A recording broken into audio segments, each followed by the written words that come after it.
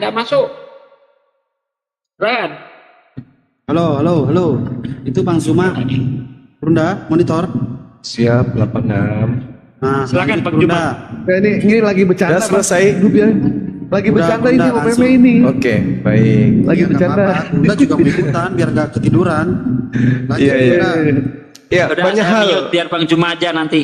Banyak hal yang saya dengarkan tadi ya tentang pernyataan-pernyataan saudara Meme tentang Allah sembahan umat Islam. Jadi Allah Subhanahu wa taala itu dari namanya aja udah jelas Maha Suci. Yang Maha Suci itu hanya Tuhan, Maha Tinggi. Yang Maha Tinggi itu hanya Tuhan. Allahul ladzi rafa'as samawati bighairi amadin tarawunaha tsumma stawa 'alal arsy. Allah yang meninggikan langit tanpa tiang sebagaimana yang kamu lihat. Kemudian dia bersemayam di atas arsy. Ini apa arsy?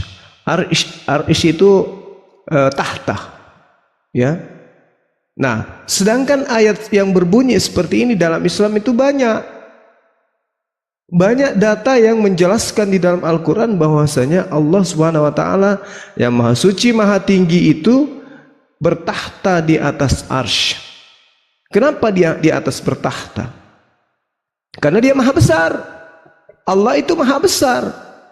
Wa annallaha wal aliyyul kabir. Dialah Allah yang maha besar. Jelas itu. Dan sesungguhnya Allah wal aliyyul kabir. Dan sungguh Allah maha tinggi lagi maha besar.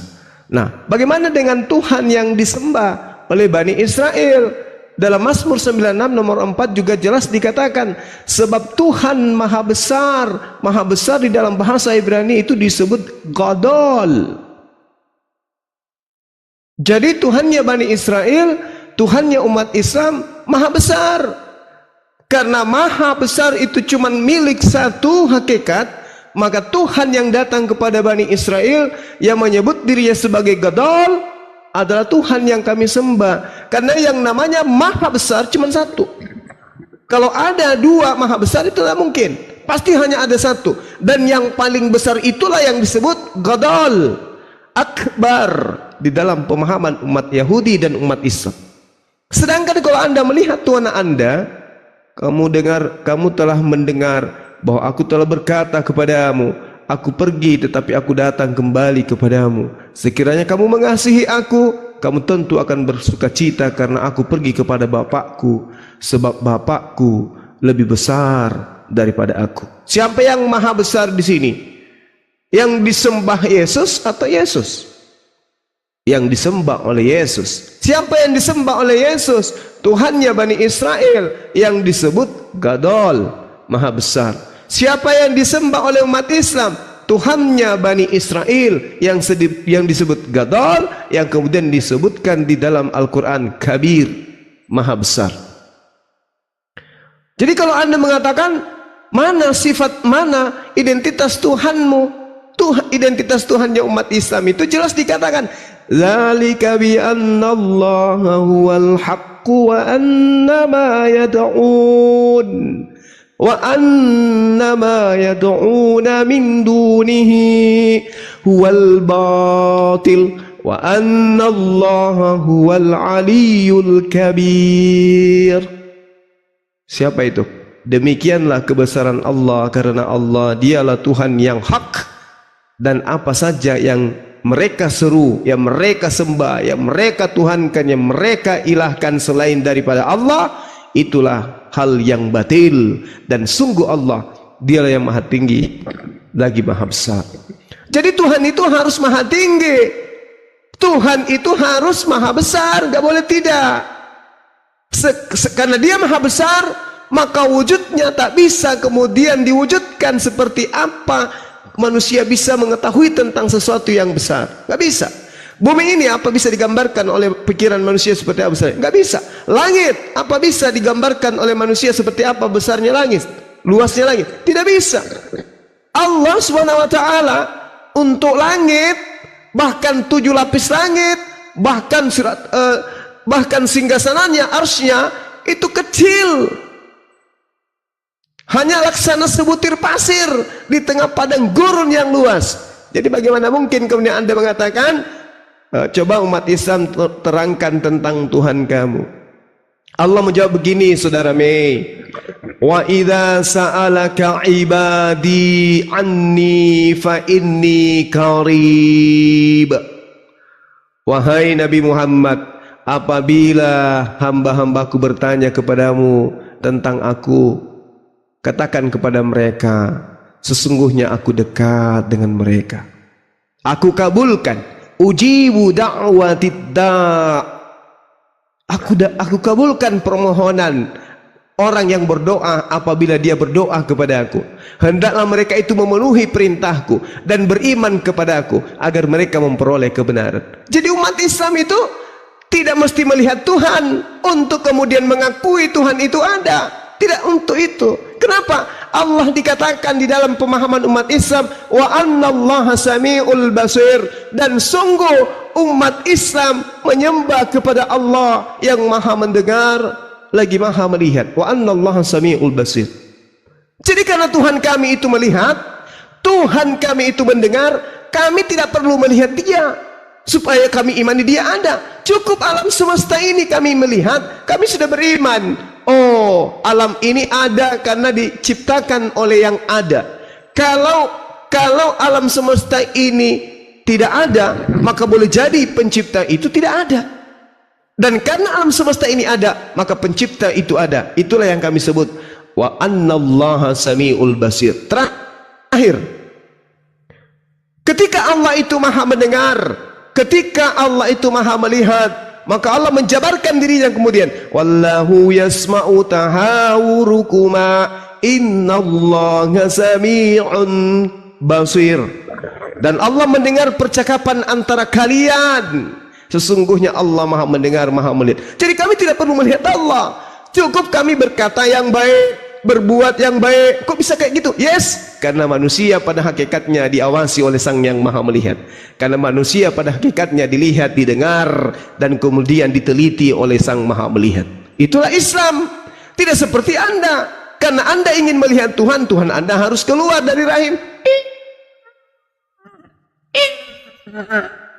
Berbahagialah buah dada yang menyusui engkau. Tidak seperti itu polanya Tuhan itu. Masya Allah, bumi beserta langit dengan susunan langit ketujuh, bahkan sampai Siratul Muntaha, bahkan sampai ke singgasananya, bahkan sampai ke arsy-Nya, itu belum ada apa-apanya dibandingkan Allah. Bayangkan Mei, bayangkan, bumi digabung dengan langit pertama, bagi langit kedua itu hanya sebesar kelereng. Langit kedua digabung langit pertama, digabung langit bumi, bagi langit ketiga itu hanya sebentar kelereng. Bumi, langit pertama, langit kedua, langit ketiga digabungkan menjadi satu, bagi langit keempat hanya sebesar kelereng. Begitu seterusnya sampai kepada langit ketujuh, memandang ke bawah ke langit 6, 5, 4, 2, 3, 2, 1, dan bumi digabung menjadi satu, bagi langit ketujuh hanya sebesar kelereng. Dan di atasnya langit ketujuh ada Siratul Muntaha. Siratul Muntaha memandang ke bawah, langit ketujuh, keenam, kelima, keempat, ketiga, kedua, satu, bumi digabung semuanya menjadi 8. Bagi Siratul Muntaha hanya sebesar kelereng. Di atasnya lagi ada disebut arsy. Di bawah arsy ada Siratul Muntaha. Ada langit ketujuh, 6, 5, 4, 3, 2, 1, bumi. Bagi Siratul Muntaha, bagi ke-8, ke-9 alam di bawahnya itu hanya sebesar kelereng.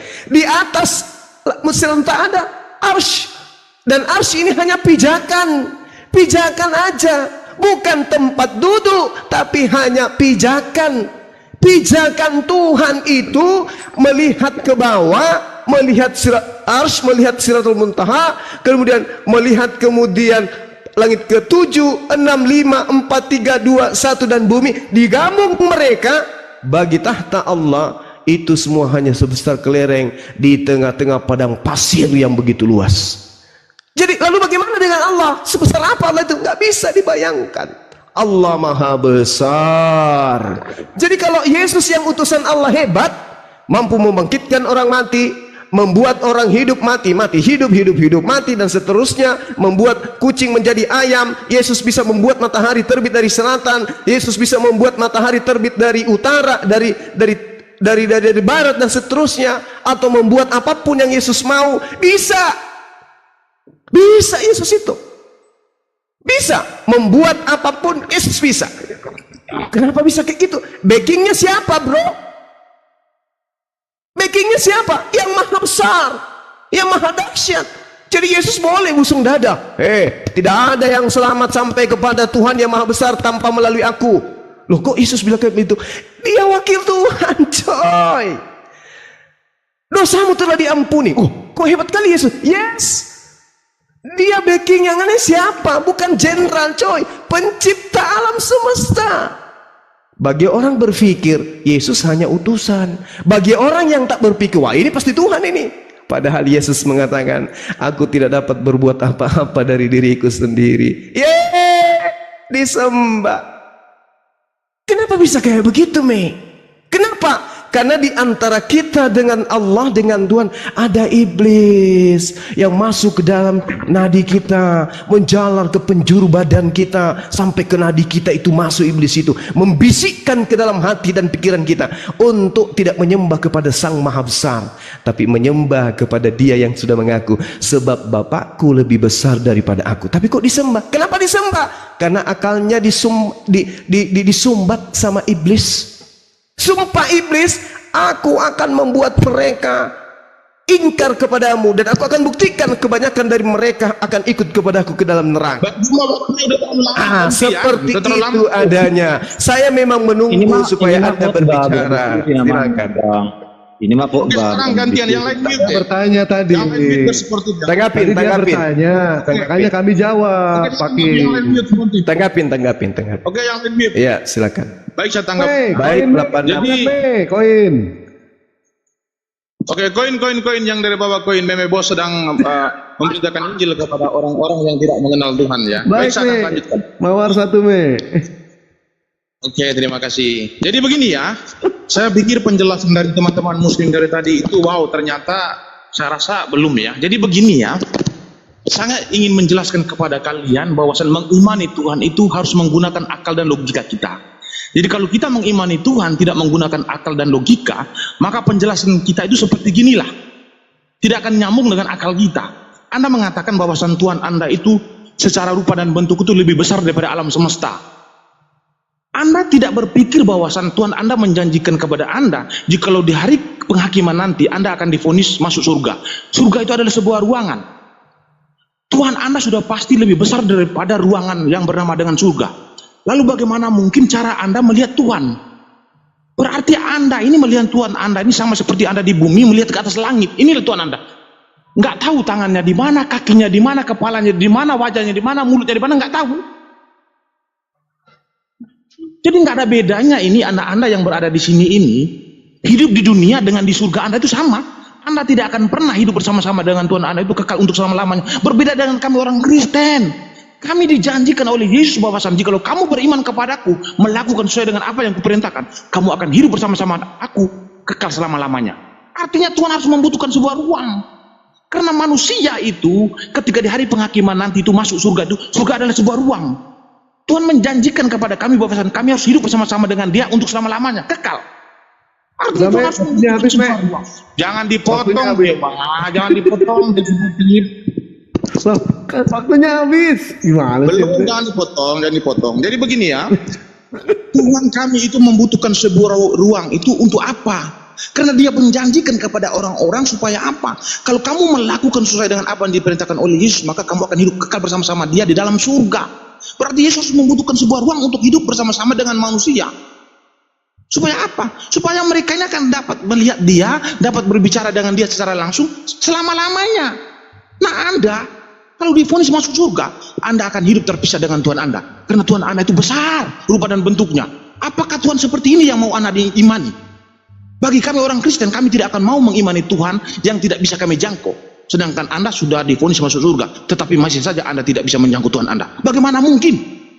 Tetapi kami, untuk di dunia, kami tidak bisa menjangkau Tuhan. Tetapi Tuhan kami menjanjikan kepada kami, kalau kami masuk surga, kami akan bisa menjangkau Tuhan kami. Kami akan hidup bersama-sama dengan Dia untuk selama-lamanya. Berbeda. Di dalam kitab Yesaya itu menjelaskan bahwasan Tuhan itu bertata di atas surga. Tata Dia itu bernama kerubim, ditandu oleh malaikat. Jadi kalau Tuhan tidak membutuhkan sebuah ruang untuk hari penghakiman kepada manusia, untuk dijamin masuk surga, untuk hidup kekal, berarti Anda akan terpisah dengan Tuhan untuk selama-lamanya. Anda tidak akan tahu Tuhan Anda itu seperti apa. Berbeda. Jadi tolonglah kepada teman-teman muslim, menggunakanlah akal untuk memahami Tuhan. Bagaimana mungkin Tuhan Anda itu rupa dan bentuknya itu lebih besar daripada alam semesta. Tuhan kami itu dikatakan maha besar, tapi tidak berbicara tentang rupa dan bentuk, tetapi berbicara tentang kemahakuasaannya itu sangat dahsyat. Tuhan kami boleh rupa dan bentuknya itu sama seperti manusia, tetapi kemahakuasaan sangat dahsyat. Walaupun Dia bertata di surga, Dia bisa menjangkau seluruh bumi dengan kedahsyatannya, dengan kemahakuasaannya. Bisa Dia jangkau. Yang disebut maha besar ini adalah kemahakuasaannya yang dijangkau oleh seluruh alam semesta ini disebut maha besar. Bukan rupa dan bentuknya itu yang disebut maha besar. Lalu yang kedua saya ingin mengatakan kepada kalian, berbicara tentang identitas Tuhan ya. Tuhan kami itu sangat jelas mempunyai identitas. Pertama saya katakan kepada kalian, Tuhan kami itu mempunyai ruang yang untuk Dia bertata, tempat untuk Dia bertata itu namanya surga. Lalu yang kedua, Tuhan kami itu mempunyai hakikat. Hakikatnya adalah roh. Kalau manusia hakikatnya adalah tubuh, tapi Tuhan kami mempunyai hakikat adalah roh. Lalu roh ini bertata di atas surga. Lalu siapa namanya? Namanya Yahweh. Nah Tuhan Anda kalau ditanya, apa hakikatnya? Tuhan kami adalah zat yang tidak bisa diukur oleh apapun. Kan ini dalam keraguan-raguan untuk menjelaskan tentang Tuhan kepada kami. Bagaimana mungkin kami yang punya akal ini mau beriman kepada orang yang menjelaskan tentang Tuhannya dalam keraguan-raguan? Kami ini punya akal loh. Bagaimana mungkin kami mau beriman kepada Tuhan yang seperti itu? Untuk menjelaskan identitas Tuhan kalian saja kalian tidak mampu. Lalu bagaimana mungkin kalian ingin menyadarkan kami bahwasan kami adalah orang-orang kafir? Kalau kalian bertanya kepada kami, apa identitas Tuhan kalian? Kami menjelaskan secara detail, seperti yang saya jelaskan tadi. Apalagi yang kurang? Tak ada yang kurang. Tuhan kami itu bukan gembel. Tuhan kami itu mempunyai identitas, mempunyai tata. Tuhan Anda itu tidak mempunyai tata. Ditanya keberadaan di mana? Oh, Tuhan kami itu di mana-mana. Ya sama seperti angin. Angin itu kan di Amerika ada, di Indonesia ada, di Arab ada. Angin, nggak ada bedanya lagi. Hanya bedanya angin itu bisa dijangkau dengan cara untuk menghirup, bisa kita rasakan. Nah, Tuhan Anda ini tidak bisa dirasakan. Nah kalau Tuhan seperti ini saya katakan Tuhan hasil imajinasi manusia nih. Tuhan hasil imajinasi manusia itu Dia tidak akan bisa membuktikan apa-apa kepada manusia. Tetapi Tuhan kami, karena Dia bukan hasil imajinasi manusia, bukan hasil ciptaan manusia, maka Dia bisa membuktikan apa-apa kepada manusia secara langsung. Ini perbedaan Tuhan kami dengan kalian. Tuhan kami bisa menjangkau bumi, bisa berbicara langsung kepada ciptaannya. Tuhan Anda tidak bisa. Kenapa Tuhan Anda tidak bisa? Tuhan Anda itu bersembunyi. Kenapa bersembunyi? Karena Tuhan hasil imajinasi manusia. Dia itu sembunyi. Jadi kalau kita memahami Tuhan itu harus menggunakan akal. Jangan mengklaim Tuhan kita maha kuasa tetapi itu hanya klaim kosong, tidak bisa dibuktikan apa-apa. Jangan. Kekristenan itu mengklaim Tuhan kami itu maha kuasa tetapi bisa dibuktikan secara langsung. Saya juga bisa mengklaim Tuhan saya itu maha kuasa. Saya mencatat Tuhan saya itu namanya dewa, Dia maha kuasa, tetapi tidak bisa dibuktikan apa-apa. Orang hasil imajinasi saya kok. Bagaimana mungkin saya bisa membuktikan? Tetapi Tuhan kami bukan hasil imajinasi. Tuhan kami itu adalah Tuhan pencipta alam semesta. Ketika Dia mengklaim diri maha kuasa, Dia bisa membuktikan secara langsung dan disaksikan oleh orang-orang yang punya akal. Jadi kami itu menuhankan Tuhan itu harus mempunyai akal. Jangan menuhankan Tuhan tidak menggunakan akal. Jangan bro. Mengimani hari akhir, mengimani tata Tuhan, mengimani keberadaan Tuhan harus menggunakan akal. Tidak boleh tidak menggunakan akal. Maka kalian ini tidak menggunakan akal. Kenapa saya katakan kalian tidak menggunakan akal? Karena kalian tidak bisa menjelaskan identitas Tuhan kalian secara detail. Berbeda dengan kami. Kami sangat lengkap. Berbeda ya. Jauh. Silakan. Oke, baik. Jadi kalau sepintas kita mendengarkan saudara Meme menerangkan tentang Tuhannya, mungkin kalau 2 botol topi miring bolehlah kita masuk ke situ ya, memahami. Oh iya betul ini, betul. Tapi bagi orang-orang yang akalnya waras, hatinya bersih, nggak mungkin. Itu tidak rasional. Kenapa kelihatan rasional? Masuk akal. Kenapa? Karena dia mengambil 2 kubu. Tuhannya Bani Israel yang tak nampak dia pakai. Kemudian dia pakai juga Tuhannya Romawi yang nampak. Jadi satu paket. Orang yang tidak memahami tentang konsep ilahi pasti, oh iya hebat ya, hebat, masuk akal katanya. Nonotnya dipotong, dikubur, dibunuh sama pencipta ciptaan, masuk akal katanya yang kayak gitu.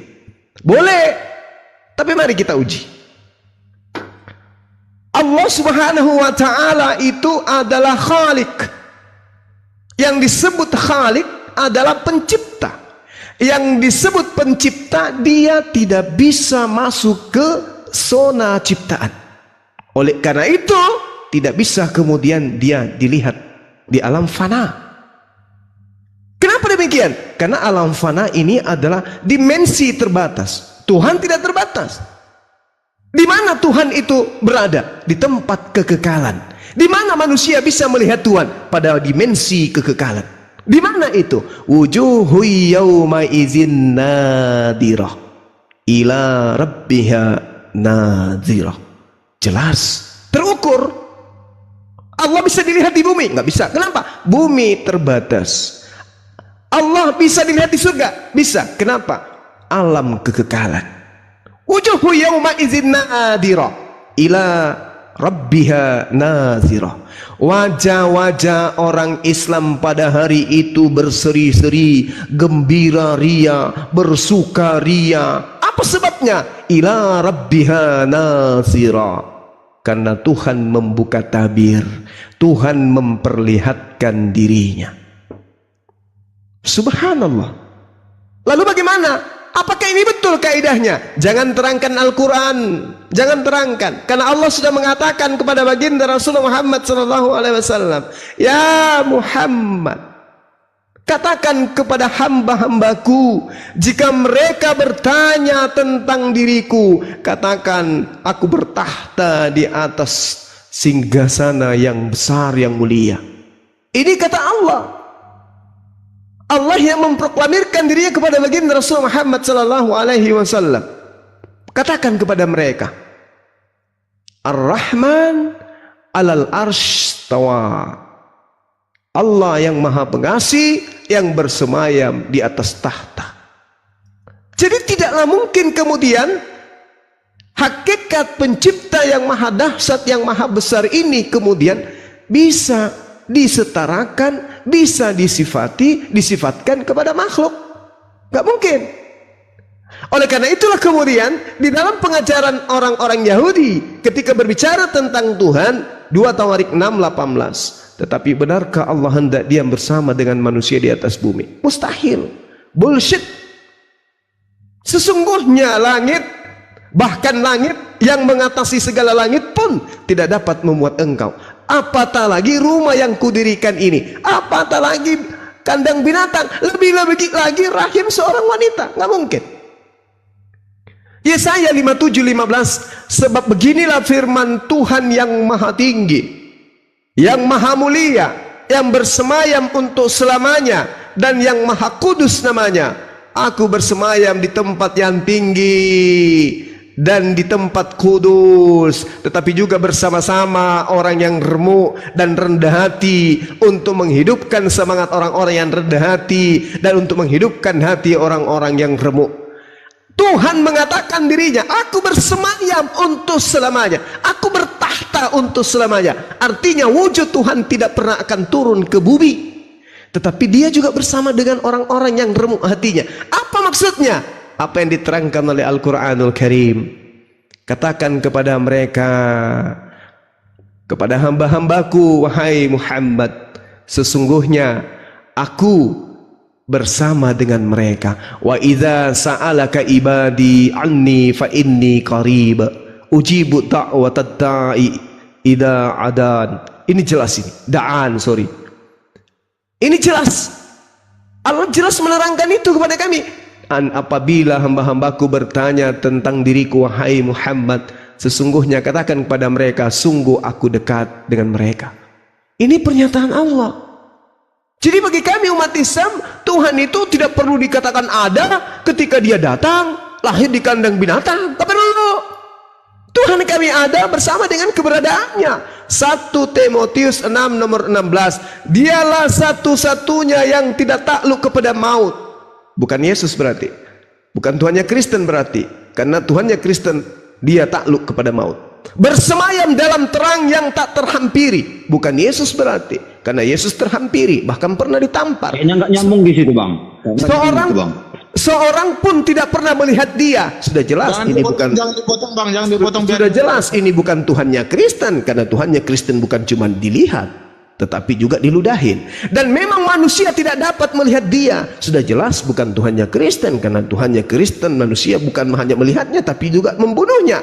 Baginya lah hormat yang kuasa yang kekal. Sudah pasti bukan Tuhannya Kristen. Karena Tuhannya Kristen tidak kekal, pernah mati, menjadi mayat. Kisah Para Rasul 17:25. Dan juga tidak dilayani oleh tangan manusia. Tuhannya Kristen dilayani oleh manusia. Bayangkan kalau bayi Yesus itu mati ibunya pada saat dia dilahirkan. Bagaimana repotnya orang-orang untuk melayani bayi Yesus. 2 Samuel 22 nomor 9. Asap membumbung dari hidungnya, api mencilat keluar dari mulutnya, bara menyala keluar daripadanya. Bagaimana mungkin Tuhannya Yahudi ini bisa disamakan dengan Tuhannya Kristen Yesus? Yesus yang keluar hidungnya bukan api tapi ingus. Mungkin karena dia manusia. Jelas itu.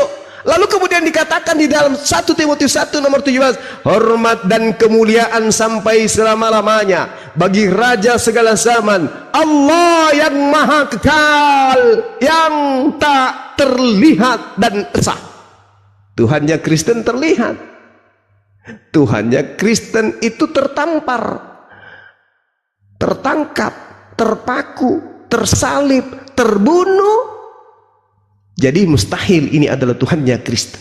Yohanes 6 nomor 46. Ini pengajaran Yesus.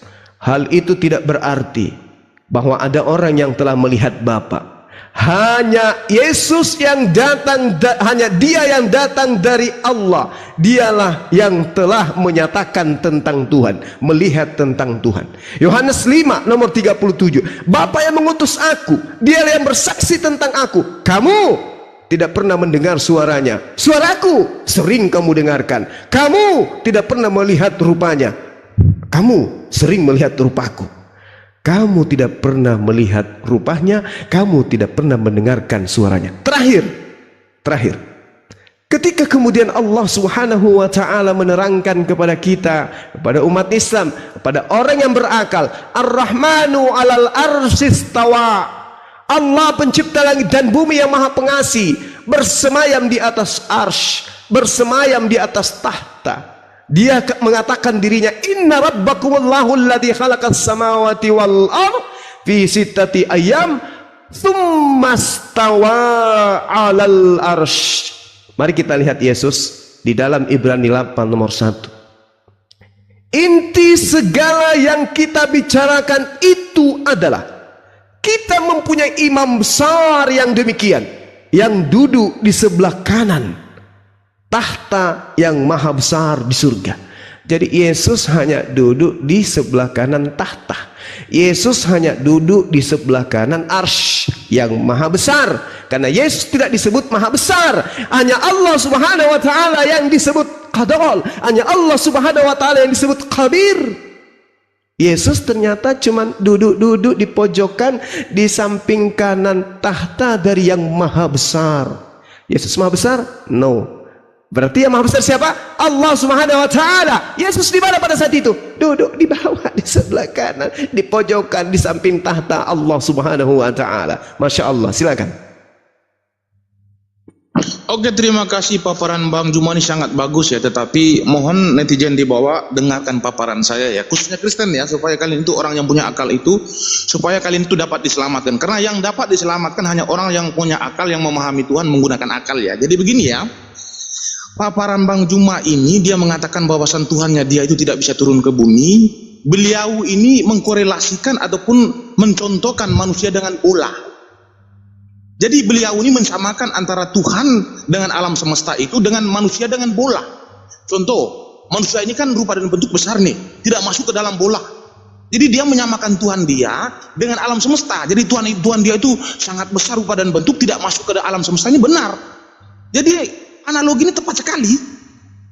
Bang Juma mencontohkan Tuhan dia itu dengan alam semesta, lalu mencontohkan manusia dengan bola. Manusia itu tidak masuk ke dalam bola, itu apa alasannya? Alasannya itu manusia tidak maha kuasa. Kalau manusia mengklaim dirinya maha kuasa, pasti dia akan masuk ke dalam bola walaupun bola itu kecil. Tuhan Anda itu kalau mengklaim dirinya adalah maha kuasa, walaupun alam semesta ini kecil, seharusnya dia bisa masuk ke dalam ruang yang kecil itu, karena dia maha kuasa. Maka saya katakan kepada kalian sebagai debaters muslim ini ya, kalian debaters muslim ini mengukur kemahakuasaan Tuhan menggunakan kemampuan akal dan logika manusia berpikir. Kalian tidak punya absolut, kemampuan kalian ini bukanlah absolut, tetapi menguji Tuhan yang mempunyai kemampuan yang sangat absolut. Bagaimana mungkin seorang manusia tidak punya kemampuan kemahakuasaannya lalu menguji Tuhan, mengukur Tuhan menggunakan akal dan logika? Bayangkan aja bro, manusia menjengkali Tuhan, manusia mengukuri Tuhan, tidak akan mungkin. Tetapi kalau Tuhan mengukur kemampuan manusia itu bisa. Tetapi Anda sebagai orang muslim ini mengukur kemahakuasaan Tuhan dengan akal Anda. Bayangkan saja Anda mengukur Tuhan. Kalau berbicara tentang Tuhan kami itu tidak bisa lihat, saya aminkan apa yang dikatakan oleh Bang Juma. Alkitab mengaminkan, jika memang Bang Juma mengatakan bahwasan Tuhan di dalam Alkitab itu tidak bisa dilihat. Benar, saya aminkan. Tetapi itu berbicara tentang hakikat. Berbicara tentang roh Tuhan, berbicara tentang hakikat, itu tidak bisa dijangkau oleh manusia. Tetapi berbicara dalam konteks inkarnasi ataupun berteofani, dia bisa dijangkau oleh manusia. Contoh saya memberikan sebuah ayat ya, kepada kalian supaya kalian paham ya. Pahami Tuhan itu menggunakan akal, jangan menggunakan yang lainnya. Kami orang Kristen ini menggunakan akal, maka kami ini diselamatkan karena kami punya akal untuk memahami Tuhan, bukan seperti kalian. Tuhan kami itu dalam konteks teofani ataupun dalam konteks inkarnasi itu bisa dijangkau oleh manusia. Contoh ya, di dalam Keluaran 19 itu Tuhan turun dalam berupa awan ataupun api itu dalam konteks teofani. Itu bisa dijangkau oleh Musa. Ketika di zaman Yesus dia berinkarnasi menjadi manusia, bisa disentuh oleh manusia, berbicara langsung dengan manusia secara langsung. Tetapi itu berbicara dalam konteks teofani dan inkarnasi, tidak berbicara tentang hakikat. Yang Anda katakan tadi bahwasan Tuhannya orang Kristen itu tidak bisa dilihat oleh kasat mata dan tidak bisa dijangkau oleh secara fisik, itu berbicara tentang hakikat. Memang Tuhan kami itu roh, jadi tidak bisa dijangkau oleh mata, tidak bisa disentuh. Itu benar, saya setuju. Yang menjadi persoalan di sini, identitas Tuhan Anda itu tidak bisa dijelaskan secara detail. Saya sebagai orang Kristen yang punya akal ini justru tidak akan mungkin mau mengimani Tuhan itu yang tidak punya identitas. Masa Tuhan kita samakan dengan gembel? Ditanya Tuhan kalian di mana? Tuhan kami berada di mana-mana. Apa hakikat? Tuhan kami itu zat yang tidak bisa diukur oleh manusia. Loh, kalau tidak bisa diukur, ngapain diimani? Kalau dalam keraguan-raguan itu, bertanyalah kepada kami supaya kami menjelaskan kepada kalian bahwasan identitas Tuhan yang jelas itu berada di surga. Kenapa dia membutuhkan sebuah ruang? Sudah saya katakan tadi. Karena dia menghadiahkan kepada orang-orang yang beriman untuk bertata di surga, dan dia menghadiahkan yang paling mantap itu dengan mengatakan kalian akan hidup kekal bersama-sama aku untuk selama-lamanya. Artinya Tuhan harus membutuhkan sebuah ruang untuk hidup kekal bersama-sama dengan manusia yang beriman ini yang masuk surga. Yang menjadi persoalan di sini, Anda ini masuk surga, apakah Anda akan hidup bersama-sama dengan Tuhan Anda untuk selama-lamanya atau tidak? Ini yang menjadi persoalan ini. Di dunia ini anak gembar-gemborkan bahwasan kami akan dihadiahkan oleh Tuhan kami, bisa melihat Tuhan kami. Tetapi Anda tidak dijanjikan untuk hidup kekal bersama-sama dia di dalam surga. Anda akan terus berpisah dengan Tuhan Anda, sama seperti ketika Anda masih di bumi. Kalau kami sangat logis, rasional. Tuhan kami adalah roh, kami juga roh. Ketika kami meninggal, roh kami akan hidup. Tuhan kami hakikatnya adalah roh. Roh dan roh itu saling melihat, bisa bersentuhan. Tuhan Anda adalah zat, sedangkan kalian nanti kalau meninggal, roh kalian akan masuk surga. Apakah roh itu bisa menyentuh zat? Apakah zat itu bisa menyentuh roh? Bisa. Zat itu maha kuasa. Kalau kalian mengklaim bahwa Tuhan kalian maha kuasa, dia itu zat. Zat bisa menyentuh roh, tapi apakah kalian bisa menyentuh Tuhan kalian? Tidak bisa, mustahil. Di sini secara tidak langsung kalian mengatakan kepada kami bahwa kalian tidak akan pernah bertemu dengan Tuhan kalian, dan kalian tidak akan pernah hidup kekal bersama-sama dengan Tuhan kalian. Makanya imani Tuhan itu menggunakan akal. Saya katakan dari tadi, akal dipergunakan. Tuhan kami sudah dia jelaskan kepada Adam bahwasan Tuhan itu rupa dan bentuk sama seperti manusia. Hanya berbeda, manusia hakikatnya adalah tubuh, tetapi Tuhan kami adalah roh. Lalu kami meninggal, roh kami akan hidup. Kami akan kembali kemana? Kembali ke surga. Di surga itu siapa yang duluan di sana? Di sana itu sudah ada Tuhan. Siapa lagi? Ada malaikat-malaikatnya. Kami akan hidup di dalam sebuah ruang namanya surga dan akan kekal bersama-sama dengan Tuhan kami. Anda menjadi penonton di sana. Anda menjadi penonton, saya katakan kepada kalian, karena Anda tidak akan bisa melihat Tuhan Anda. Anda tidak akan hidup kekal bersama-sama dengan Tuhan Anda. Bagaimana mungkin Anda menjadi seorang beriman, sedangkan yang Anda inginkan itu adalah hidup kekal bersama-sama dengan Tuhan, tetapi Anda di surga masih tetap terpisah sama seperti Anda di dunia. Berbeda ya, jadi tolonglah teman-teman. Udah cukup diulang-ulang 3 kali, Mi. Jangan bang, saya ingin menyadarkan kalian, bang. Menyadar bagaimana sih? Jangan potong, jangan kepanasan. Udah gitu 3 kali dong. diulang-ulang Nah, bahasanya. maksudnya, saya memang sengaja untuk mengulangi sampai 3 kali, 4 kali supaya Nggak perlu, cukup sekali, Mi. Ini orang nggak budak di sini gitu loh. Ya Bang Adi jangan kepanasan gitulah. Ini kan Enggak, santai. saya nggak potong sebenarnya kalau kau nggak ulang-ulang, Mi. Gitu loh. Ya maksudnya jangan sakit hati kayak gitulah. Enggak, agak buang waktu kalau diulang-ulang, oke? Oke, saya lanjutkan kalau itu. Oke, saya lanjutkan. Jadi saya ingin katakan kepada kalian ya, bahwasan berbicara tentang identitas sangat jelas. Lalu kemahakuasaan kami, kemahakuasaan Tuhan kami apakah bisa dibuktikan? Bisa diuji? Tuhan kami mengatakan kepada Yesaya bahwasan ujilah aku. Bagaimana cara mengujinya? Gampang. Orang Israel menguji Tuhan itu dengan berbicara kepada Musa. Tunjukkanlah kemahakuasaan Tuhanmu. Tuhan jatuhkan roti dari langit, disaksikan oleh jutaan orang Israel. Jadi Tuhan kami itu berbicara kalau dia maha kuasa itu dia barengi dengan perbuatan. Itu baru Tuhan yang benar. Nah, berbicara tentang Tuhan bisa menjangkau bumi. Saya ingin mengatakan kepada kalian ya, Bang Juma memaparkan di 2 Samuel tadi itu, 2 Tawarik tadi itu memang berbicara bahwasan Tuhan itu tidak akan bisa turun ke bumi, bahkan langit mengatasi segala langit juga tidak akan bisa menampung Tuhan. Nah, tidak bisa menampung Tuhan itu berbicara tentang rupa dan bentuk atau kedahsyatannya. Bukan, dia tidak berbicara tentang rupa dan bentuk tetapi kedahsyatannya. Lalu bagaimana cara Tuhan untuk menjangkau manusia di bumi? Caranya itu dengan memancarkan cahayanya ke bumi, yaitu disebut dengan firman-Nya. Yesus adalah cahaya Allah. Maka Yesus mengatakan bahwa aku adalah terang dunia. Jadi Tuhan itu bertata di atas surga, dia tinggal memancarkan cahaya dari atas surga ke bumi untuk menjangkau manusia, untuk berbicara dengan nabi. Itu cahayanya. Cahayanya itu adalah Yesus. Matahari itu tidak akan bisa ditampung oleh bumi. Saya ulang sekali lagi biar Anda paham ya. Matahari tidak akan bisa ditampung oleh bumi. Tetapi bumi bisa menampung cahaya matahari. Bumi bisa menampung cahaya Allah.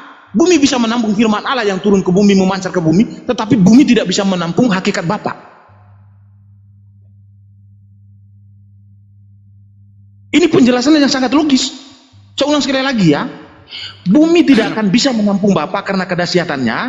Tetapi bagaimana caranya supaya bumi bisa menampung Bapa itu? Dengan Bapa itu memancarkan cahaya dari atas, maka bumi bisa menampung. Yesuslah adalah cahaya Allah. Matahari itu tidak akan bisa ditampung oleh bumi karena kedahsyatannya, tetapi cara menjangkau bumi, matahari mengirim cahayanya dari atas untuk memancarkan ke bumi, untuk menerangi bumi. Jadi Yesus dan Bapa sama seperti cahaya matahari dan matahari. Apakah cahaya matahari bisa dipisahkan dari matahari? Tidak bisa. Apakah panas matahari bisa dipisahkan dari matahari? Tidak bisa. Yesus tidak bisa dipisahkan dari Bapa. Roh Kudus tidak akan bisa dipisahkan dari Bapa.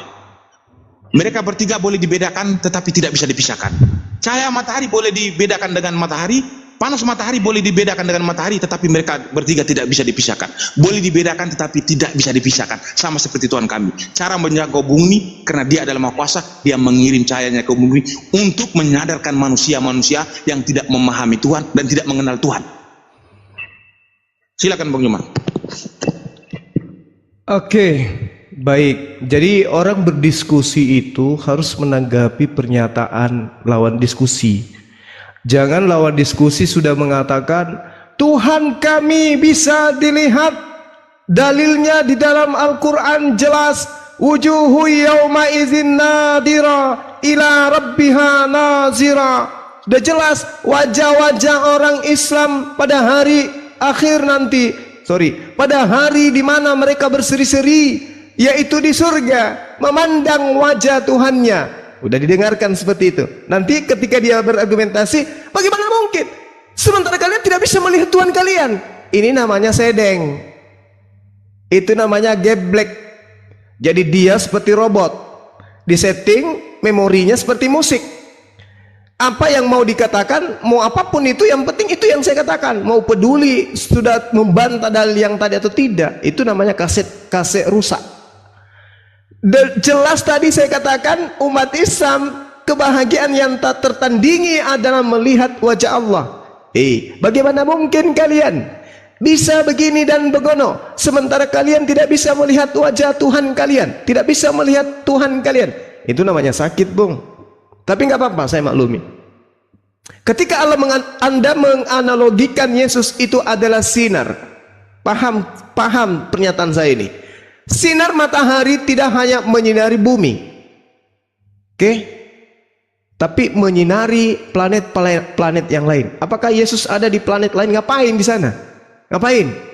Di bumi aja ini yang suhunya seperti ini, Yesus seperti itu, nggak bisa lawan ngantuk, nggak bisa lawan lapar, bahkan mengutuk pohon ara. Kayak mana kalau dia di Pluto? Kayak mana kalau Yesus di Mars? Sementara matahari ada di sana. Salah Anda mengambil analogi itu, salah. Umat Islam tahu Allah Subhanahu wa taala itu tidak akan mungkin turun ke atas muka bumi. Maka Allah Subhanahu wa taala menciptakan alam semesta, menurunkan hujan, bukan pasukan PBB yang menurunkan hujan. Oke? Membuat sinar matahari, bukan kemudian presiden terhebat di dunia menciptakan matahari, membuat sinar matahari. Itu sudah cukup.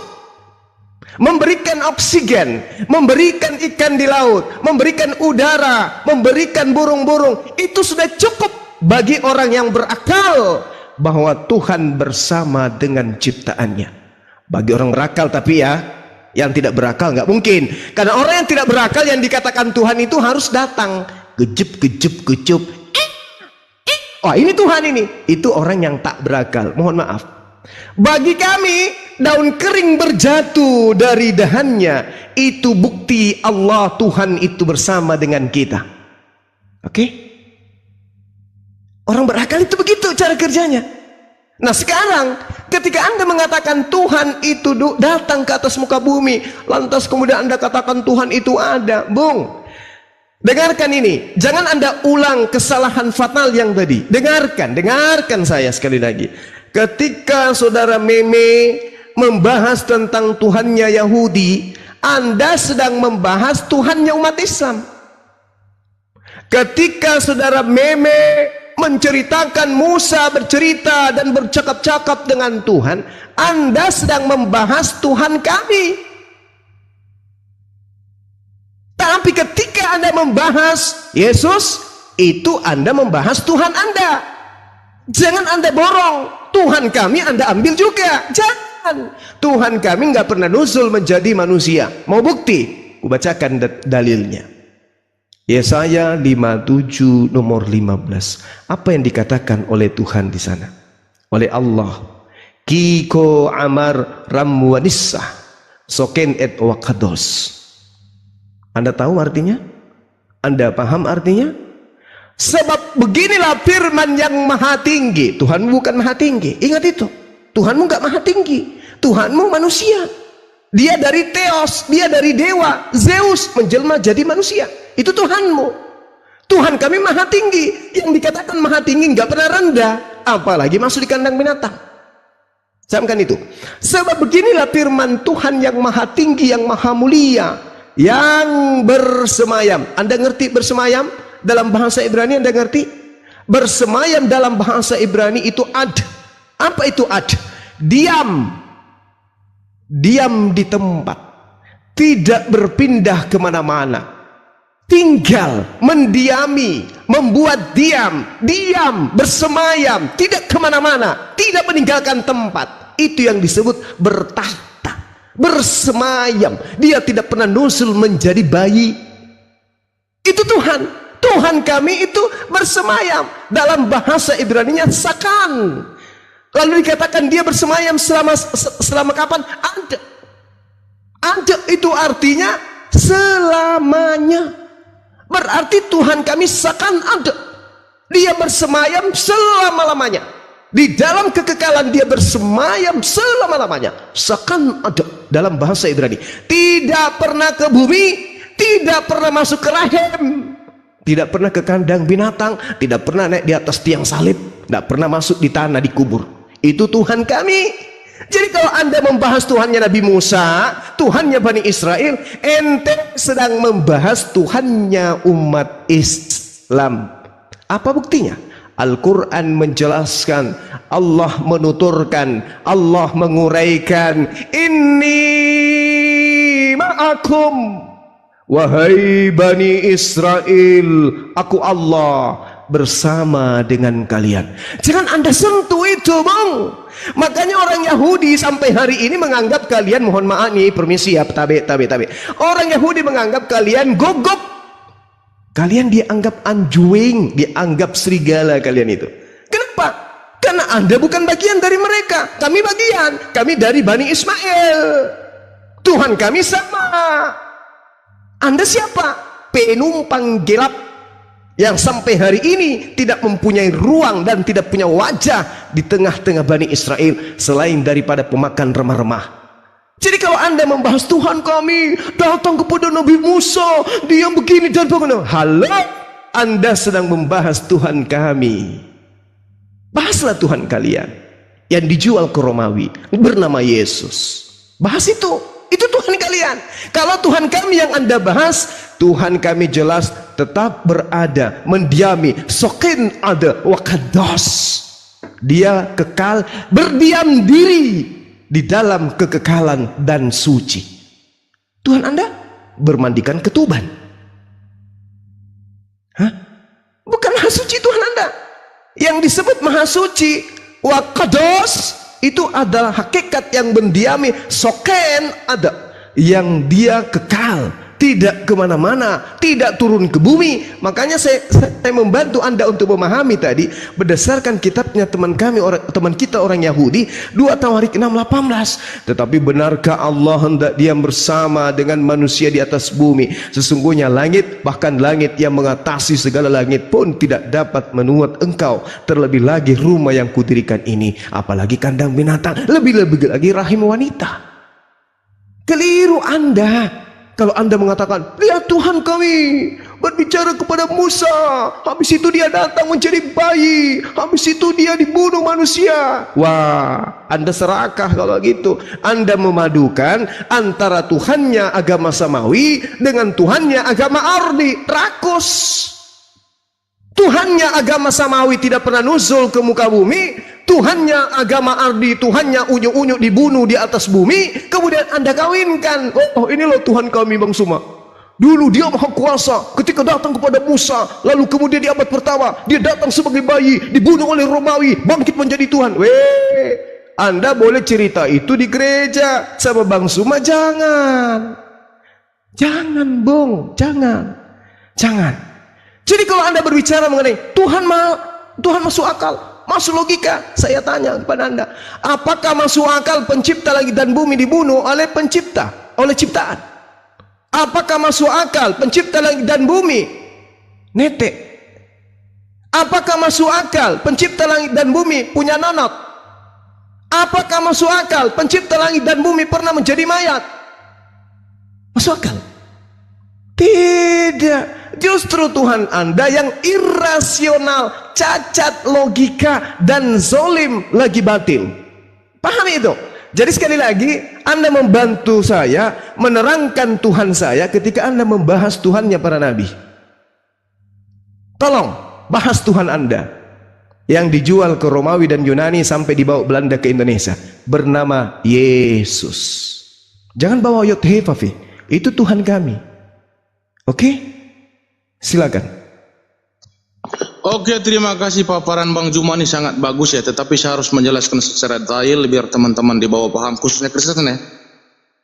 Jadi begini, kenapa saya di dalam dialog saya itu saya sering mengangkat Tuhannya para nabi di dalam perjanjian lama? Apa alasan saya? Pertama, karena alasan itu orang Kristen mengimani kitab para nabi. Kalau orang Kristen mengimani kitab para nabi, artinya orang Kristen mengimani Tuhan yang terkonfirmasi di dalam kitab para nabi. Itu yang pertama. Yang kedua, apa alasannya saya harus mengangkat Tuhannya para nabi? Karena Yesus menyamakan dirinya dengan Tuhannya para nabi.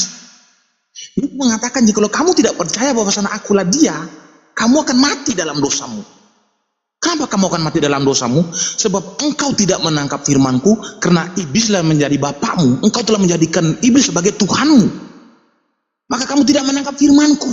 Firmanku apa yang aku katakan? Aku menyamakan diriku dengan Bapa. Dengan mengatakan jika kamu tidak percaya bahwasanya akulah dia, kamu akan mati dalam dosamu. Kamu akan dicampakkan ke dalam lautan api oleh malaikat-malaikatku.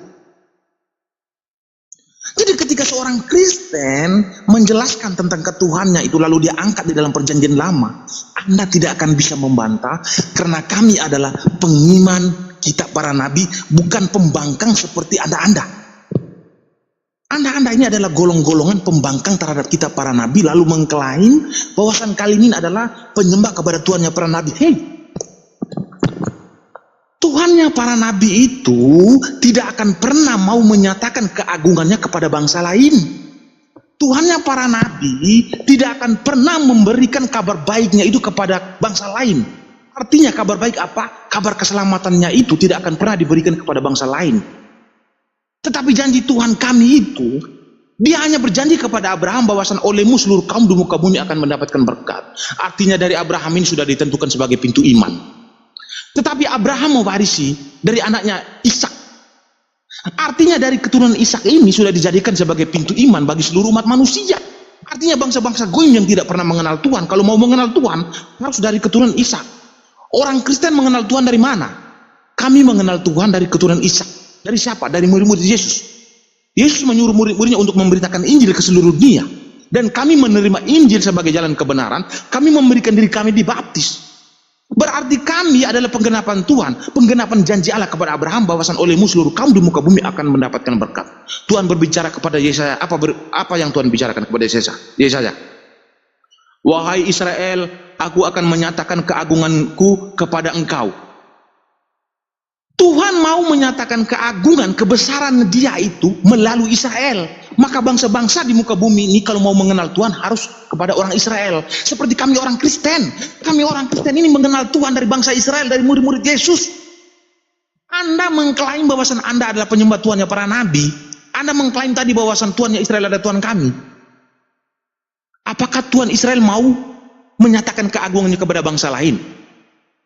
Pertanyaan saya, kalau Tuhannya Israel sudah tidak mau menyatakan keagungan kepada bangsa lain, yang saya tanyakan kepada Anda, Tuhan yang menyatakan keagungan kepada Muhammad di dalam Gua Hira ini Tuhan yang mana? Kalau Anda mengatakan Tuhannya Israel, tidak mungkin. Tuhannya Israel sudah menegaskan bahwasan dia tidak akan mau menyatakan keagungan kepada bangsa lain. Tetapi dari Israel inilah seluruh kaum di muka bumi akan mendapatkan berkat. Seluruh kaum di muka bumi akan mendapatkan kasih karunia dari Allah. Zaman Yesus adalah zaman kasih karunia. Zaman Yesus adalah zaman penggenapan firman Allah. Zaman itu adalah zaman penggenapan janji Allah kepada Abraham. Nah, Anda mengklaim Anda penyembah Tuhannya para nabi. Muhammad itu menerima firman dari Jibril. Yang diperkenalkan Jibril kepada Muhammad ini Tuhan yang mana? Yang menyatakan keagungan, kebesaran, kemahakuasaan kepada Muhammad di dalam Gua Hira ini Tuhan yang mana? Tidak mungkin Tuhan Israel. Tidak akan mungkin. Jadi kalau Anda mengklaim diri Anda penyembah Tuhannya para nabi, hei, itu klaim Anda, itu terkonfirmasi dalam Al-Quran, tetapi di dalam Alkitab akan menyangkal bahwa Anda tidak akan pernah menyembah kepada Tuhannya para nabi. Lalu berbicara tentang rasional. Rasional itu ketika Tuhan mengklaim diri sebagai Maha Kuasa itu, dia harus barengi dengan perbuatan. Kalau Tuhan mengklaim diri sebagai Maha Kuasa tetapi tidak bisa membuktikan secara langsung, tidak barengi dengan perbuatan, maka saya katakan kepada kalian, jangan sakit hati kepada saya jikalau saya menuduh kepada kalian bahwasan kalian itu menuhankan Tuhan hasil imajinasi manusia. Tuhan hasil imajinasi manusia itu tidak akan bisa membuktikan apa-apa. Sawah bisa. Udah dari tadi udah. Apa ini? Gantian. Biar. Kenapa sih kok sakit kayak gini sih? Sisain nanti biar panjang durasinya, biar koin masih banyak gitu loh. Udahlah kalau gini udahlah saya turun lah, udah marah-marah kalian. Jangan dong, lanjut. Bagus narasinya. Cuma gantian, jangan terlalu panjang biar enak sektornya. Ngambek kan? Itu mulu. Oke, saya tanggapi dulu ya. Jadi Ya silakan Gurunda.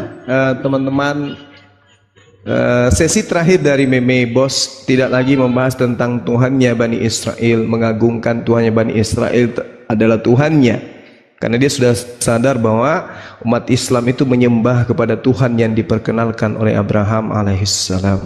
Cuma dia mengatakan begini, Kristen itu mengimani Tuhannya para nabi. Nabi yang mana? Tuhan Anda Yesus. Nabi mana yang menuhankan Yesus? Tidak ada nabi yang menuhankan Yesus kecuali nabi palsu. Nabi palsu itu yang menulis kitab saudara.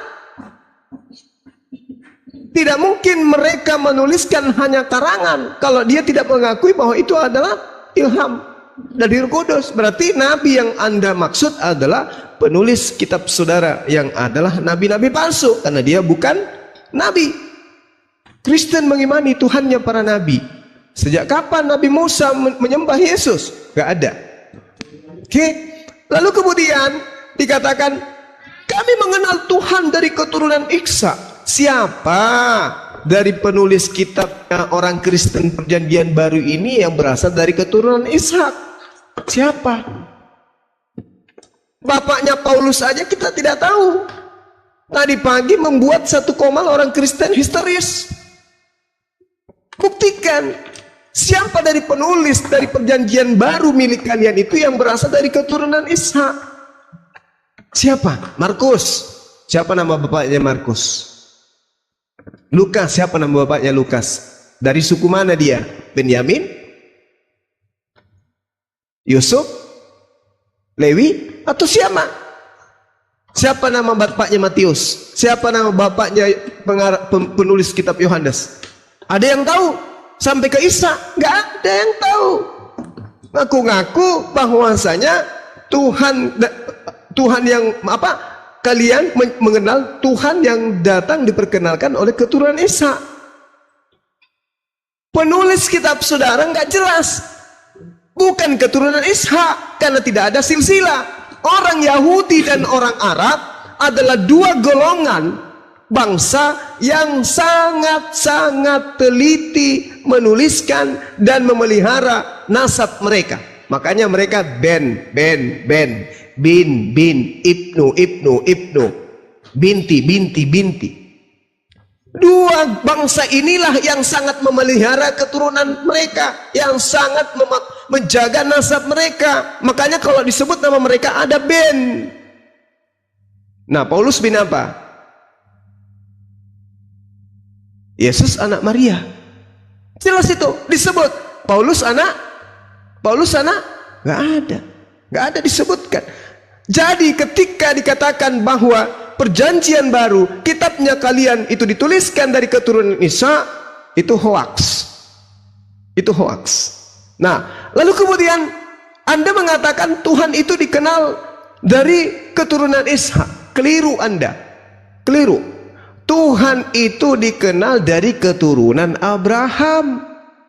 Keturunan Abraham ada dua. Ismail sebagai anak tunggal, Ishak sebagai anak perjanjian. Yang diminta untuk ditumbalkan anak tunggal, bukan anak perjanjian. Paham itu? Dan tidak ada di antara kakak adik ini yang ditumbalkan, yang dikorbankan tidak ada. Berarti tidak ada yang perlu diperselisihkan antara Islam dan Yahudi. Karena sama-sama orang bersaudara ini tidak ada yang menjadi korban. Hanya di agama Kristen yang muncul dari barat ada korban bernama Yesus. Sementara Ismail yang tadinya diminta untuk dikorbankan, atau Ishak dalam pandangan orang Yahudi minta dikorbankan, Allah menggantikan dengan binatang. Sementara di Anda agama Kristen yang dari barat ini, yang tadinya binatang, Matius 8 nomor 4, kalian ganti dengan manusia. Kebalik. Konsep Tuhan manusia diganti hewan, konsep agama Molok dari hewan diganti manusia. Molok. Jadi Tuhan dikenal itu dari keturunan Abraham. Baca Kejadian 17 nomor 7. Aku ada perjanjian kekal antara kamu Abraham, anakmu, keturunanmu secara turun-temurun. Apa itu? Aku akan menjadi Tuhanmu, Tuhan anak-anakmu, Tuhan keturunanmu secara turun-temurun. Makanya sebelum Rasulullah Muhammad SAW itu datang menerima wahyu, nenek moyangnya sudah mengenal Tuhannya Abraham, Allah Azza wa Jalla. Makanya kakeknya bernama Abdullah, hamba Allah. Karena sejatinya Tuhan itu adalah Allah. Lalu yang terakhir, Anda mengatakan bahwa zaman Yesus adalah zaman penggenapan. Bullshit. Bohong. Kalau zaman Yesus itu adalah zaman penggenapan, maka kitab-kitab Anda itu bukan dijual ke Roma, bukan dijual ke Yunani, tapi diajarkan di bait-bait sucinya Israel.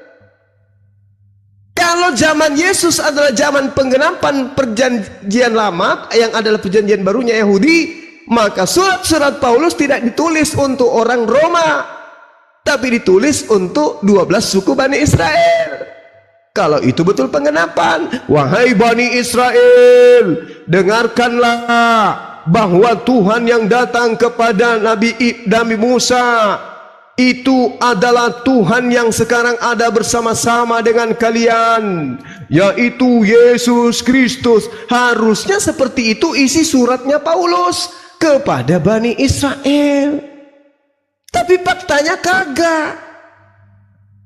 Paulus menuliskan suratnya kepada orang-orang non-Yahudi. Dia mengaku diutus kepada orang-orang non-Yahudi. Katanya penggenapan. Kok dijual ke non-Yahudi? Galatia 1, 16, 17. Malah dia mengaku, aku diutus sebagai rasul kepada non-Yahudi. Yeay. Katanya Yesus adalah penggenapan perjanjian lama. Kenapa surat-surat kalian itu tidak dijual, tidak diberikan kepada yang mereka perjanjian lama? Kenapa justru dijual keluar? Tidak ada hubungannya perjanjian lamanya perjanjian barunya orang Yahudi dengan orang Roma Yunani. Kenapa surat-surat kalian itu dikirim keluar? Ketahuan. Analogi sederhananya adalah ketika Al-Quran itu datang kepada baginda Rasulullah Muhammad SAW, Al-Quran kudu lolos dulu di Arab. Orang sesaman Rasulullah kudu Al-Quran kudu lolos di meja orang-orang Arab yang sesaman Rasulullah. Kalau Al-Quran itu lolos di orang Arab yang paham bahasa Arab, yang ngerti ilmu nahwu, yang ngerti disiplin bahasa Arab, maka Al-Quran itu bisa dikatakan betul. Kalau Al-Quran itu tidak lolos di bangsa Arab, berarti jangankan kita yang ada di Indonesia, orang Arab saja menolaknya. Kenapa? Irasional. Bagaimana dengan kitab saudara? Katanya penggenapan untuk Bani Israel. Apakah kitab saudara lolos di Yerusalem? Apakah kitab Anda dibacakan di bait-bait suci, di rumah-rumah ibadah, di sinagoge, di tembok ratapannya orang Yahudi? Marilah kita, wahai Bani Israel, hari ini membacakan kitab Lukas 2 dan seterusnya. Ada gitu sampai sekarang? Enggak ada. Berarti kitab Anda itu tidak lolos di tempatnya, tapi dijual keluar. Kenapa? Karena kitabnya isinya tidak berkesesuaian dengan ajaran para nabi. Maka dijuallah kepada penyembah-penyembah roh-roh, dijuallah kepada penyembah-penyembah dewa-dewa. Laris Pak. Ketika dikatakan, aku melihat binatang-binatang itu seperti anak domba yang disembelih, bertanduk 7, bermata 7, dan itulah ketujuh roh Theos yang diutus ke bumi. Wah, senang kali orang Roma. Orang Roma tepuk tangan. Orang Roma guling-guling. Wes, mantap. Ada nggak larangan makanan babi? Nggak ada. Yeay. Ada nggak perintah sunnah? Nggak ada. Yeay. Tapi coba jual itu kepada orang Yahudi. Kalau tidak dilemparkan di toilet, jangan sebut nama saya Bang Zuma. Itu artinya tidak lolos. Di tempat yang dituduhkan berasal dari Yahudi, tidak lolos kitab itu. Yeay. Bagaimana mungkin dikatakan firman Tuhan sementara tidak lolos di meja orang-orang rabi-rabi Yahudi? Kalau Al-Quran jelas, Al-Quran datang di bangsa Arab, lolos di zamannya, lolos kepada orang Arab merangkulnya, orang Arab kemudian mencintainya, orang Arab kemudian menghafalkannya, orang Arab mendirikan sekolah-sekolah tinggi untuk membahasnya, orang Arab kemudian membayar dengan nilai yang mahal untuk datang belajar Al-Quran ke tempatnya. Meskipun bangsa yang paling jauh di atas muka bumi ini, mereka biayai supaya mereka datang mempelajari Quran. Artinya Quran lolos pada tempatnya, kitabmu nggak lolos pada tempatnya. Katanya Yesus itu adalah zaman penggenapan. Saya kira begitu ya, saudara-saudara. Yesus mengatakan, ini terakhir. Yesus mengatakan, Yohanes 8 nomor 28. Tolong dicatat, para apologet yang masih pemula. Catat, Yohanes 8 nomor 28. Yesus berkata, apabila kamu telah meninggikan anak manusia, barulah kamu tahu bahwa akulah dia. Yes, kaget aku membacanya. Apabila kamu telah meninggikan anak manusia, barulah kamu tahu bahwa akulah dia. Wih, jangan-jangan Yesus ini benar-benar Tuhan. Masa sih Bang Suma?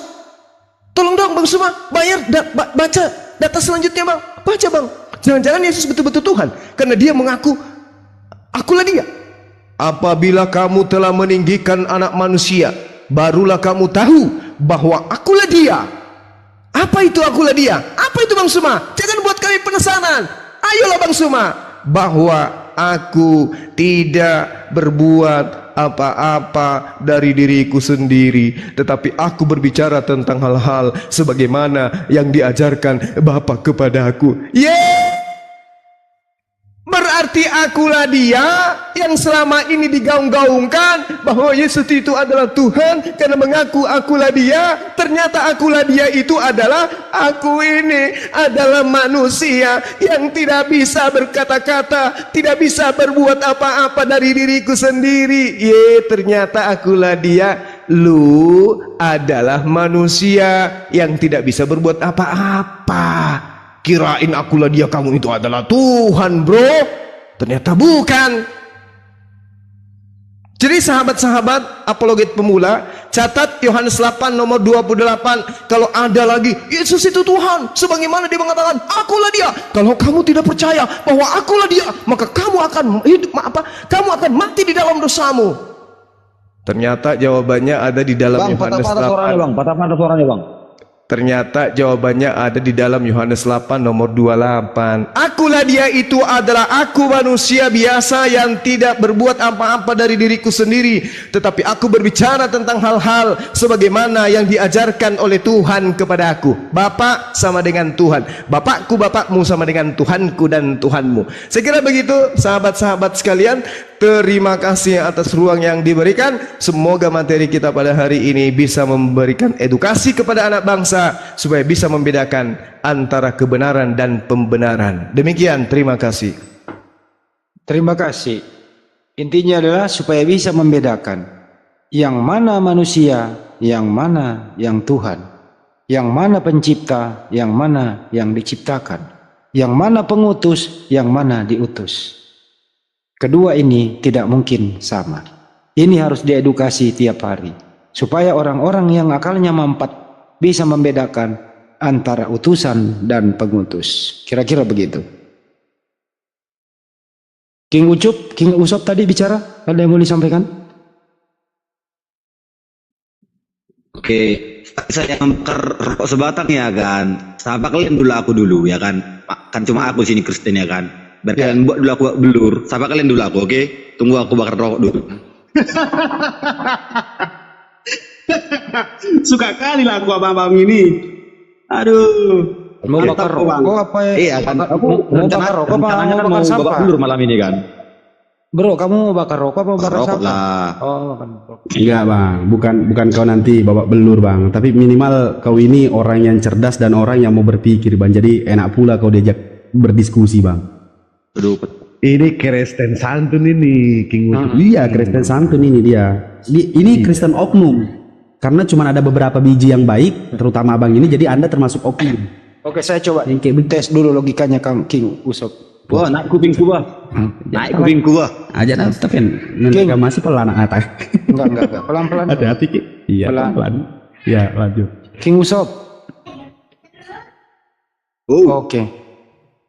Kamu bisa bedakan nggak antara pengutus dan diutus? Bisa dibedain nggak? bisa. Cara membedakannya pakai akal atau pakai iman? Pakai akal, ya gak usah pakai iman dulu, pakai akal juga bisa. Coba pakai akal. Coba bedain. Oke. Kalau pengutus, ya kan, dia kan yang utamanya. Yang diutus itu, istilahnya itu ajudannya. Contohnya, seorang bupati mengutus sekdanya ke sana, gitu. Bupatinya kan utamanya, gitu. Itulah perumpamannya. Bagus, pinter. Pakai logika, pakai akal, pinter. Yang mana yang tinggi kuasanya? Yang mana? Pengutus kah atau yang diutus? Pengutus lah bang. Pengutus. Itu aja ditanya.